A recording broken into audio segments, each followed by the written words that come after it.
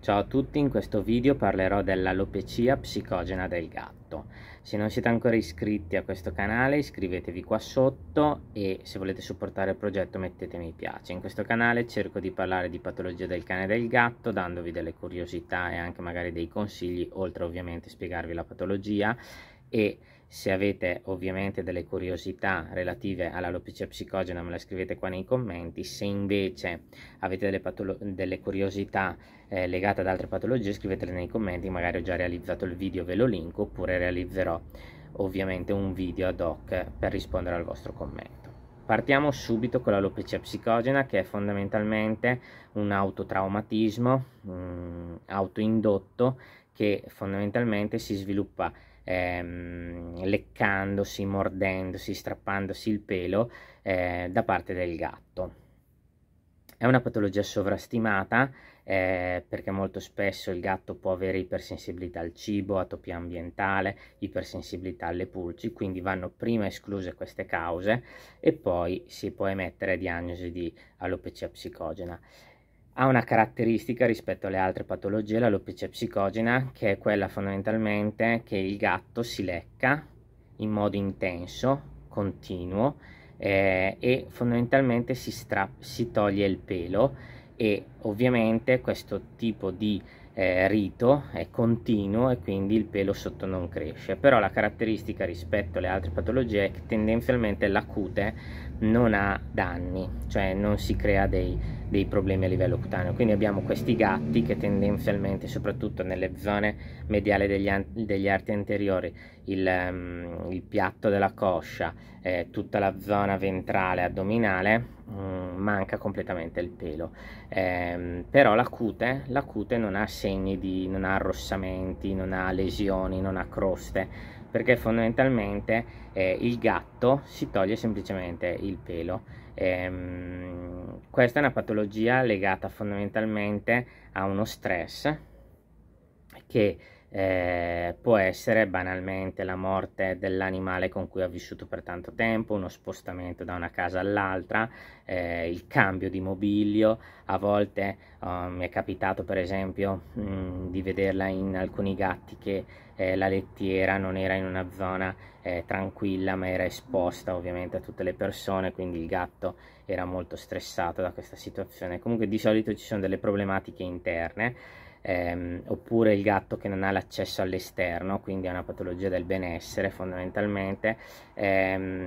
Tutte queste situazioni possono scatenare in alcuni gatti, non in tutti, questa patologia che si chiama alopecia psicogena, che chiaramente è un problema di natura sia estetica, perché chiaramente viene a mancare completamente il pelo in quelle zone, soprattutto le zone dove il gatto passa tanto tempo a leccarsi, e fondamentalmente può essere anche un problema perché chiaramente il gatto, ingerendo così tanto pelo, poi chiaramente può avere vomiti per i boli di pelo. Vi metto qua in alto il video sui boli di pelo del gatto, e quindi dare vomito, gastriti croniche, quindi c'è anche una problematica del gastroenterico, perché ingerendo così tanto pelo può dare poi chiaramente dei problemi gastroenterici. La diagnosi va effettuata ovviamente clinicamente, perché ripeto, manca il pelo in quelle zone, quindi zona mediale degli arti anteriori, piatto della coscia, zona ventrale, perineo.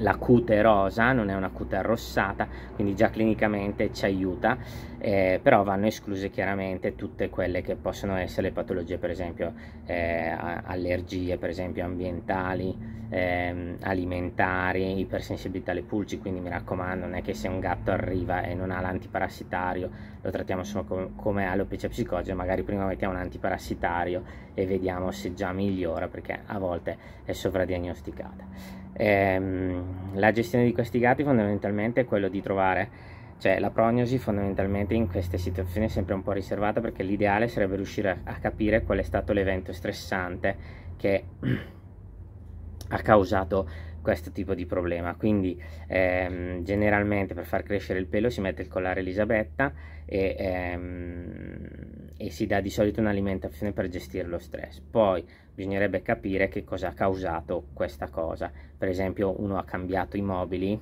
oppure ha spostato i mobili, quindi magari riportando i mobili nella stessa posizione, questa cosa magari va a migliorare e addirittura a guarire. Ripeto, mi è capitato per esempio una situazione di un gatto che questa gatta aveva l'accesso all'esterno, quindi viveva comunque fuori, però quando era in casa gli era stata tolta la lettiera perché i proprietari ormai davano per scontato che il gatto urinasse fuori. Quindi cosa succedeva? Che quando c'erano magari di notte stava dentro e non aveva la lettiera, e questa cosa aveva creato questo problema.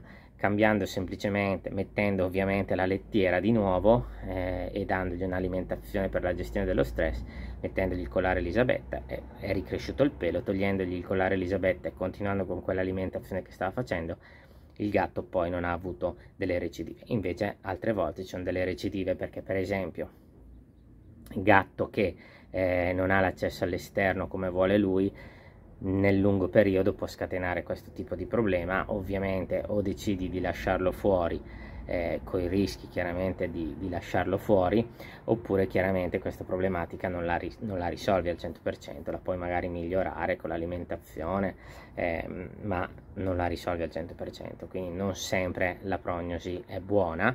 Però se si riesce a trovare l'evento stressante che ha causato questo autotraumatismo, quindi questo leccamento ossessivo compulsivo che ha il gatto, chiaramente la prognosi invece è buona. Banalmente a volte si scatena anche con l'introduzione di un altro animale. Magari lui è stressato perché magari muore un gatto con cui lui ha vissuto e non succede nulla, voi introducete un nuovo gatto e lì magari si scatena. Quindi i gatti sono molto complessi da quel lato, quindi è molto importante valutare ogni situazione prima di fare cambiamenti.